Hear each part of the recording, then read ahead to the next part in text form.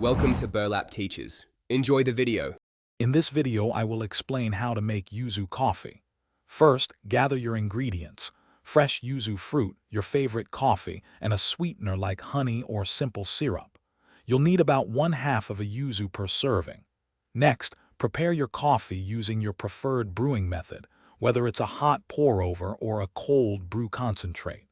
This ensures your coffee base is ready for the citrusy addition. Now let's prepare the yuzu. Start by washing the fruit thoroughly. If you like, zest a small amount of the peel to use as a garnish later. Then, cut the yuzu in half and carefully squeeze out all the juice. Yuzu can be quite tart, so a little goes a long way.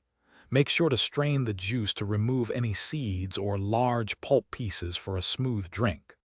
With your yuzu juice ready, it's time to combine everything. Pour the fresh yuzu juice into your brewed coffee. Next, add your preferred sweetener. Start with a small amount, perhaps 1 to 2 teaspoons, and adjust to your taste. Stir everything together thoroughly until the sweetener is fully dissolved.